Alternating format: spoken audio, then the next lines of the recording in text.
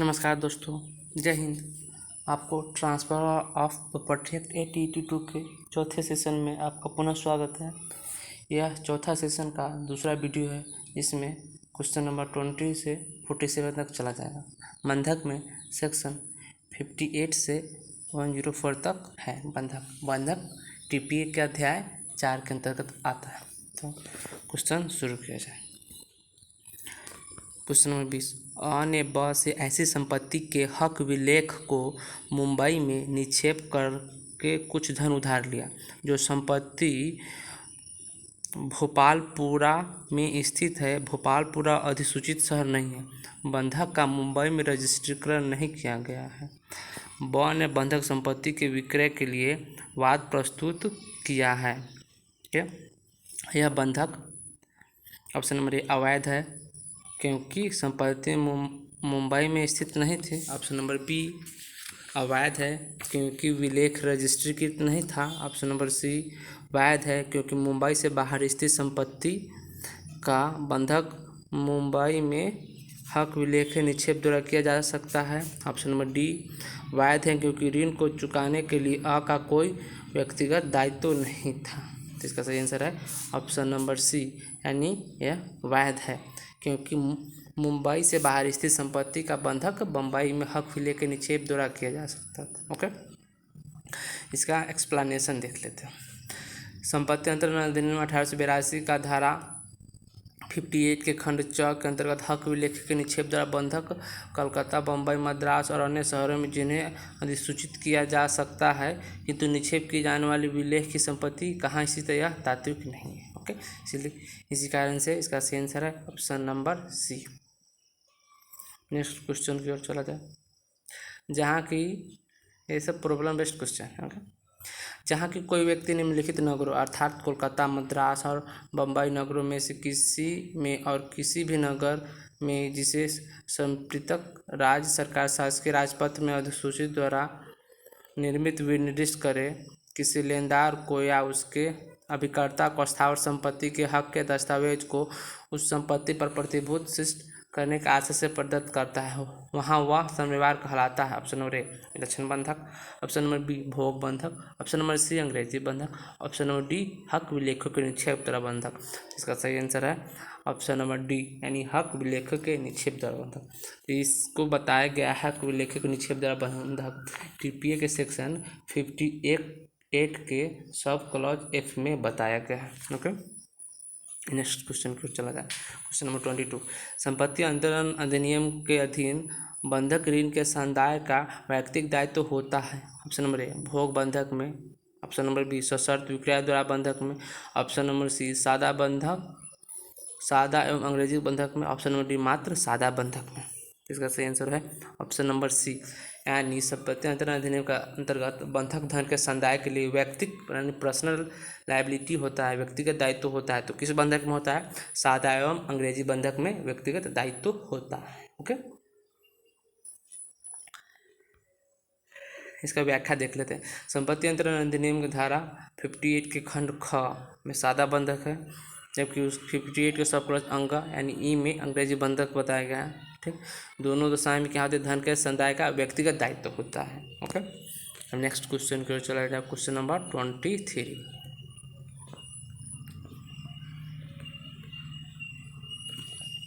निम्नलिखित में से कौन से बंधक में बंधककर्ता बंधक धन के भुगतान हेतु स्वयं को व्यक्तिगत आबद्ध करता है? ऑप्शन ए सादा बंधक, ऑप्शन बी भोग बंधक, ऑप्शन सी विलक्षण बंधक, ऑप्शन डी हस्तांतरित पत्र द्वारा बंधक में सी विलक्षण बंधक हो गया और डी हो गया हस्तांतरण पत्र द्वारा बंधक में। ओके, 23 का सही आंसर है ऑप्शन नंबर ए, यानी सादा बंधक में बंधककर्ता बंधक धन के भुगतान के हेतु व्यक्तिगत यानी पर्सनल लायबिलिटी होता है, जो अभी बताया गया था। सादा बंधक और अंग्रेजी बंधक में व्यक्तिगत दायित्व होता है। ओके, क्वेश्चन नंबर 24, बंधक द्वारा संपत्ति अंतरण करने के लिए कौन से तरीके अपनाए जाते हैं? ऑप्शन नंबर ए दस्तावेज रजिस्ट्रिकृत किए जाते हैं, ऑप्शन नंबर बी कब्जे की सुपुर्दगी द्वारा पूछ रहा है बंधक द्वारा बंधक संपत्ति के लिए कौन से तरीके अपनाए जाते हैं। ऑप्शन नंबर ए होगा दस्तावेज रजिस्ट्रीकृत किए जाते हैं, या फिर ऑप्शन नंबर बी कब्जे के सुपुर्दगी द्वारा किया जाता है, ऑप्शन नंबर सी हक विलेख जमा करके किया जाता है, ऑप्शन नंबर डी संपत्ति को पुनर्विक्रय के शर्त पर विक्रय करके किया जाता है। इसका सही आंसर है ऑप्शन नंबर सी, यानी हक विलेख जमा करके बंधक द्वारा संपत्ति अंतरण करने के लिए तरीके अपनाए जाते हैं। ओके, तो क्वेश्चन नंबर 24 जो एमपी सिविल जज 1989 में पूछा गया था, इसका सही आंसर ऑप्शन नंबर सी है, हक विलेख जमा करके। ओके, इसका एक्सप्लेनेशन यानी व्याख्या देख लेते हैं। संपत्ति अंतरण अधिनियम 1882 की धारा 58 के अंतर्गत बंधक द्वारा संपत्ति अंतरण के 6 तरीके में 5वां हक विलेख के निक्षेप द्वारा बंधक है। यानी कहने का मतलब टीपीए के सेक्शन 58 के अकॉर्डिंग बंधक 6 प्रकार के हैं। ओके, जो हो गया सादा बंधक है, सशर्त विक्रय द्वारा बंधक है, भोग बंधक है, अंग्रेजी बंधक है, हक विलेखों के निक्षेप द्वारा बंधक और विलक्षण बंधक। 6 तरीका है, जिसमें से 5वां तरीका क्या है, हक विलेखों के निक्षेप द्वारा बंधक। यानी 58 का सब क्लॉज एफ में ये बताया गया है। ओके, इसमें होता है कि हक विलेखों के निक्षेप द्वारा बंधक है जबकि संपत्ति की पुनर्विक्रय के शर्त पर, पुनर्विक्रय मतलब फिर से बेचा जाए कि शर्त पर विक्रय के द्वारा बंधक नहीं किया जाता। अन्य तरीका है सादा बंधक, सशर्त विक्रय द्वारा बंधक, भोग बंधक, अंग्रेजी बंधक और विलक्षण बंधक। ओके, जबकि अन्य तरीका ये तरीका है। ओके, नेक्स्ट क्वेश्चन नंबर 25, निम्नलिखित में से कौन सा बंधक है मॉर्गेज, बंधक को मॉर्गेज कहा जाता है अंग्रेजी में। कौन सा बंधक बिना लिखाई के लिए किया जाता है, मतलब बिना लिखे हुए किया जाता है। ओके, ऑप्शन नंबर ए सामयिक बंधक, ऑप्शन नंबर बी अंग्रेजी बंधक, ऑप्शन नंबर सी साधारण बंधक, ऑप्शन नंबर डी भोग बंधक। 25 का सही आंसर है ऑप्शन नंबर ए, यानी बिना लिखे हुए बंधक सामयिक बंधक किया जा सकता है। ओके, हक विलेखों के निक्षेप द्वारा बंधक को अंग्रेजी विधि में सामयिक बंधक कहते हैं। ओके, यानी कहने का मतलब सामयिक बंधक का ही नाम है हक विलेखों के निक्षेप द्वारा बंधक। ओके, इसको अंग्रेजी में कहते हैं, यानी अंगाल विधि में। ओके, इस प्रकार बंधक बम्बई, कोलकाता, चेन्नई आदि नगर एवं राज्य सरकार द्वारा सरकारी राजपत्र में अधिसूचित किए गए नगरों में ही किया जा सकता है। ये जो स्टेट है बम्बई, कोलकाता और चेन्नई आदि नगर में राज्य सरकार द्वारा सरकारी राजपत्र और ऑफिशियल गजट में अधिसूचित करेगा तभी किया जा सकता है, अन्यथा नहीं किया जा सकता है। ओके, और ऐसा बंधक कैसा होता है, लिखित भी लिखित नहीं करना पड़ता है, मौखिक हो जाता है। ओके, क्वेश्चन नंबर 25 हो गया। क्वेश्चन नंबर 26, हक विलेखों के निक्षेप द्वारा बंधक को कहा जाता है विलक्षण बंधक, अंग्रेजी बंधक, सामयिक बंधक, भोग बंधक। इसका भी बताया गया था। हक विलेखों के निक्षेप द्वारा बंधक को अंगाल विधि में क्या जाता है, क्या कहा जाता है, सामयिक विधि, सामयिक बंधक। ओके, इसका सही आंसर हो गया option number C. Next question number 27,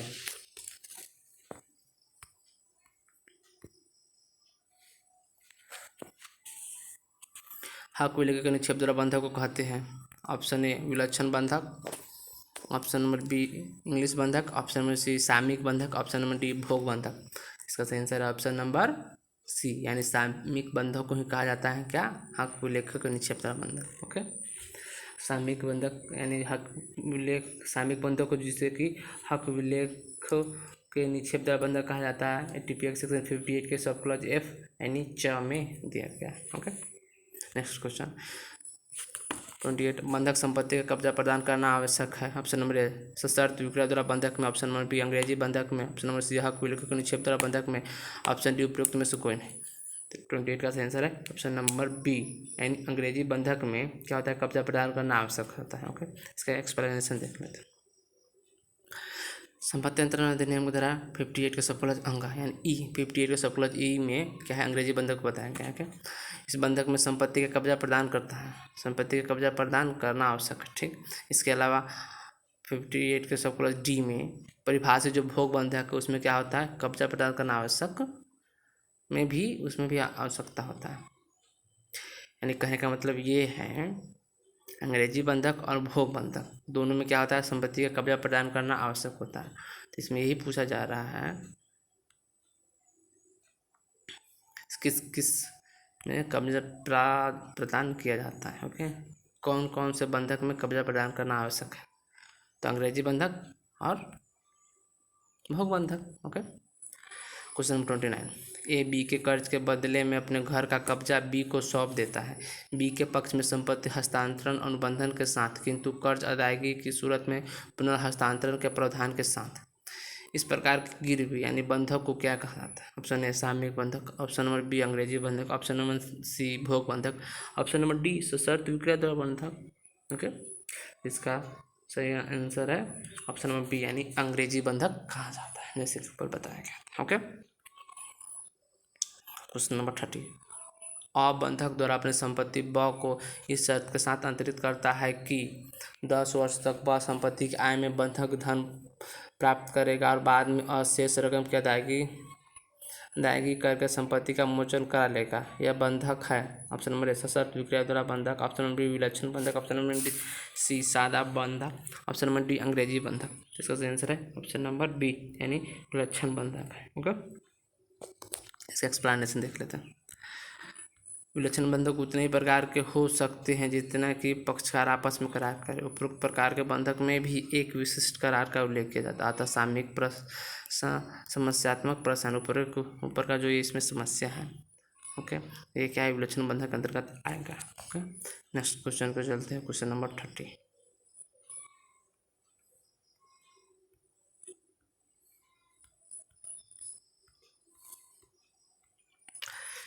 निम्नलिखित कथन में से कौन सा कथन सही है? देखिए, यदि प्रतिभूत रकम 100 रुपये से कम हो तो साधारण गिरवी, ऑप्शन नंबर ए गिरवी संपत्ति की डिलीवरी से हो सकता है, ऑप्शन नंबर बी अप्रमाणित लेख हो सकता है, ऑप्शन नंबर सी अपंजीकृत लेख के द्वारा हो सकता है, ऑप्शन नंबर डी 2 साक्ष्यों द्वारा प्रमाणीकृत तथा पंजीकृत लेख द्वारा ही हो सकता है। इसका सही आंसर ऑप्शन नंबर डी यानी 100 रुपये से कम का कोई गिरवी हो, कोई बंधक हो तो क्या होना चाहिए? उसमें 2 साक्ष्यों द्वारा प्रमाणीकृत और पंजीकृत लेख द्वारा ही हो सकता है। ओके, साधारण बंधक हो तो साधारण बंधक की स्थिति में, अन्य बंधक की स्थिति में अन्य प्रावधान दिए गए। ओके, इसका एक्सप्लेनेशन देखना था। टीपीए के सेक्शन 59 के अनुसार गिरवी या सादा बंधक, ओके, बंधक या सादा बंधक, ओके, गिरवी या सादा बंधककर्ता द्वारा हस्तांतरित और कम से कम 2 साक्ष्यों द्वारा अनुप्रमाणित रजिस्ट्रीकृत लिखित द्वारा ही किया जा सकता है या किया जा सकेगा, अन्यथा नहीं किया जा सकेगा। Okay, next question, question number 32। निम्नलिखित महत्वपूर्ण बात किस विषय से संबंधित है? ऑप्शन नंबर ए गोपाल बनाम पुरुषोत्तम, ऑप्शन नंबर बी सेंटले बनाम White, option number C Kedar Lal बनाम हरीलाल, ऑप्शन नंबर प्रॉब्लम 1 2 3 1 2 3 बोल के हो ऐसा वाला 4 ऑप्शन है, इसको सेलेक्ट करके एक सही आंसर सही उत्तर चुनना है इसमें से। ओके, ऑप्शन नंबर ए मतलब 1 नंबर का ऑप्शन तो नहीं है, 1 नंबर में क्या है? गोपाल बनाम पुरुषोत्तम, दूसरा में क्या है? सेंट्रल बनाम वाइल्ड का वाद, ठीक, तीसरा क्या हो गया? केदार लाल बनाम हरीलाल का वाद, चौथा का अली हुसैन बनाम नीला कंदन। ओके, तो सही उत्तर चुनना है। उपरोक्त जो वाद है, ऊपर जो 4 वाद का मैंने नाम बताया किस से संबंधित है? ऑप्शन नंबर ए पट्टा से संबंधित है, या ऑप्शन नंबर बी दान से संबंधित है, या फिर ये बंधक से संबंधित है, उपरोक्त में से कोई नहीं। ओके, तो ऊपर के टोटल 4 जो वाद है, गोपाल बनाम पुरुषोत्तम, सेंट्रल बनाम वाइल्ड, केदार लाल बनाम हरीलाल, अली हुसैन बनाम नीलाकंद का वाद है बंधक से संबंधित है। ओके, तो सही आंसर है ऑप्शन नंबर सी। गोपाल बनाम पुरुषोत्तम, सेंट्रल बनाम वाइल्ड, केदार लाल बनाम हरीलाल, अली हुसैन बनाम नीलकुंदन का वाद क्या है? बंधक से संबंधित। ओके, नेक्स्ट क्वेश्चन, जहाँ की प्रतिभूति मूलधन 100 रुपये है वहाँ बंधक जो हक विलेखों के निक्षेप द्वारा बंधक से भिन्न है के बारे में क्या सही नहीं है? ऑप्शन नंबर ए बंधककर्ता द्वारा हस्ताक्षरित होना चाहिए, ऑप्शन नंबर बी कम से कम 2 व्यक्तियों द्वारा अनुप्रमाणित होना चाहिए, ऑप्शन नंबर सी मौखिक रूप से अनुबंध किया जा सकता है, ऑप्शन नंबर डी रजिस्ट्रीकृत लिखित द्वारा होना चाहिए। इसका सही आंसर है ऑप्शन नंबर सी, यानी जहाँ प्रतिभूति 100 रुपये है वहाँ बंधक हक विलेखक का निक्षेप द्वारा बंधक से भिन्न है। कहने का मतलब जो हक विलेखक के निक्षेप द्वारा बंधक से भिन्न है उसके बारे में क्या सही नहीं है। ओके, इसमें सही नहीं है कि मौखिक रूप से अनुबंध किया जा सकता है, यानी कहने का मतलब मौखिक रूप से नहीं किया जा सकता, ये इसको लिखित नहीं किया जाना आवश्यक है। जबकि इसके हक विलेखक निक्षेप द्वारा बंधक में क्या क्या सही है, बंधककर्ता द्वारा हस्ताक्षर होना चाहिए, ओके, कम से कम 2 व्यक्तियों द्वारा अनुप्रमाणित होना चाहिए और रजिस्ट्री के लिखित द्वारा ही होना चाहिए, ओके। उसमें हक विलेखक निक्षेप द्वारा बंधक मौखिक रूप से नहीं किया जा सकता है, ओके। इसका यही सही आंसर नहीं है, okay. Next question, question number 34 की ओर चलते हैं।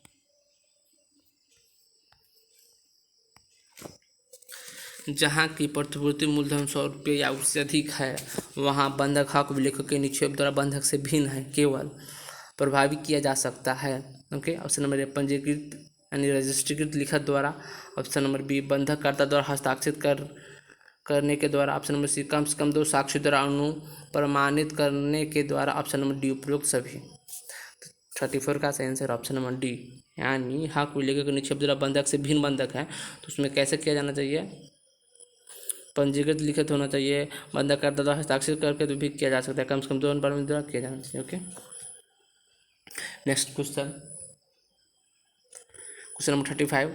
संपत्ति अंतरण अधिनियम में 100 रुपये या उससे अधिक मूल्य के निम्नलिखित में किस बंधक को अनिवार्य पंजीकृत होना आवश्यक है। कहने का मतलब बंधक के अंतर्गत 100 रुपया या उससे अधिक मूल्य के बंधक है, तो इसमें किसमें कौन सा बंधक है जिसमें पंजीकृत अनिवार्य होना चाहिए, अनिवार्य नहीं है, ओके, मतलब मौखिक भी किया जा सकता है, ओके। ऑप्शन नंबर ए सादा बंधक। ऑप्शन नंबर बी सशर्त विक्रय द्वारा बंधक। ऑप्शन नंबर सी अंग्रेजी बंधक और ऑप्शन नंबर डी हक विलेखों के निक्षेप द्वारा बंधक। इसका सही आंसर है ऑप्शन नंबर डी, हक विलेखों के निक्षेप द्वारा बंधक में यह पंजीकृत होना आवश्यक नहीं है यदि उसका मूल्य 100 रुपया से अधिक हो, ओके। जबकि सादा बंधक को आवश्यक है, सशर्त विक्रय द्वारा बंधक इसमें भी आवश्यक है और अंग्रेजी बंधक में भी आवश्यक है, ओके, पंजीकृत होना।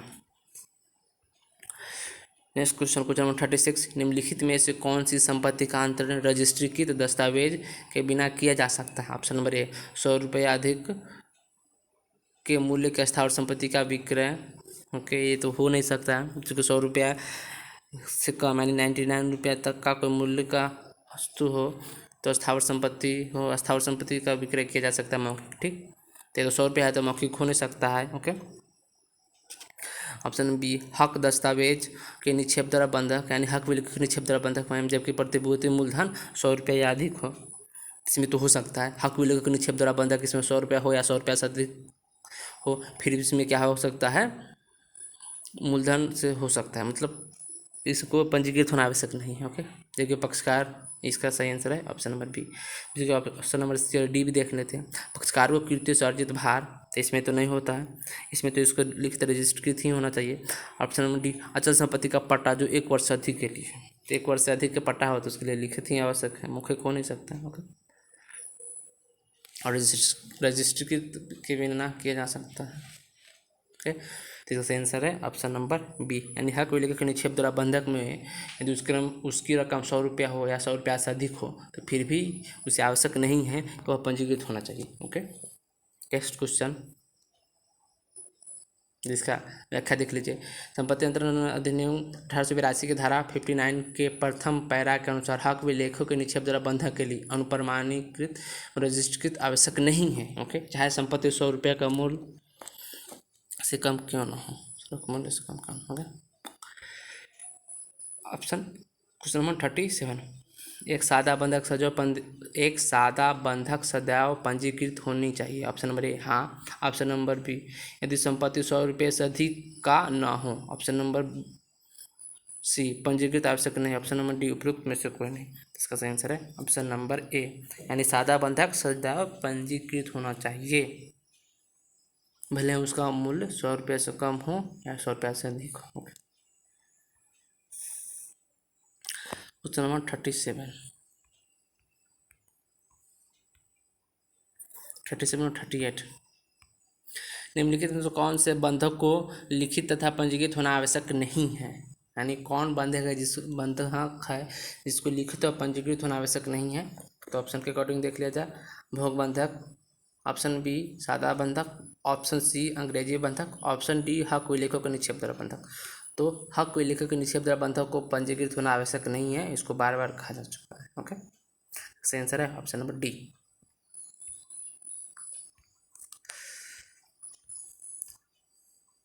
नेक्स्ट क्वेश्चन, निम्नलिखित में से कौन सा अंतरण वैध है? ओके, ऑप्शन नंबर ए, केवल 99 रुपये के लिए एक और रजिस्ट्रीकृत भोग बंधक, केवल 99 रुपये के मूल्य का स्थावर संपत्ति का और रजिस्ट्रीकृत दान। ऑप्शन नंबर सी, स्थावर संपत्ति का वर्षानुवर्षा मौखिक पट्टा। ऑप्शन नंबर डी, ऋण का मौखिक समानुदेशन। इसका सही आंसर है ऑप्शन नंबर ए, यानी 99 रुपये से कम और रजिस्ट्रीकृत भोग बंधक ओके वैध है। यानी भोग बंधक के अंतर्गत यदि 99 रुपये यानी 99 रुपये से कम की कोई रकम हो तो इसको रजिस्ट्रीकृत होना आवश्यक नहीं है, और रजिस्ट्रीकृत भोग बंधक हो तो यह अंतरण वैध है। ओके, अगला क्वेश्चन, क्वेश्चन नंबर 40, बंधक मोचन के अधिकार का उद्देश्य सामयिक सिद्धांतों की पूर्ति है। बंधक विलेख में सम्मिलित कोई शर्त निम्न में से किस परिस्थिति में मोचन पर अवरोध कहलाएगी? ऑप्शन नंबर ए, अवरोध वाली शर्त बंधक कर्ता पर होनी चाहिए। ऑप्शन नंबर बी, अवरोध बंधक विलेख एवं सत्य करार में निहित होना चाहिए। ओके, ऑप्शन नंबर सी, सद्भावना के विरुद्ध होना चाहिए। ऑप्शन नंबर डी, उपरोक्त सभी परिस्थिति। इसका सही आंसर है ऑप्शन नंबर डी, यानी बंधक मोचन का अधिकार का उद्देश्य सामयिक सिद्धांत की पूर्ति है। ओके, बंधक विलेख से सम्मिलित कोई शर्त निम्न में से किस परिस्थिति में मोचन में अवरोध कहलाएगी? क्या होगी? अवरोध करने वाला शर्त बंधक कर्ता पर होनी चाहिए तो अवरोध हो जाएगी। ओके, अवरोध बंधक विलेख एवं सत्य करार में निहित होना चाहिए। ओके, और सद्भावना के विरुद्ध होने चाहिए तो क्या होगा? ये सब अवरोध हो जाएगा। ओके, तो आज के लिए इतना ही, फिर अगले वीडियो में मिलते हैं। Thanks for watching.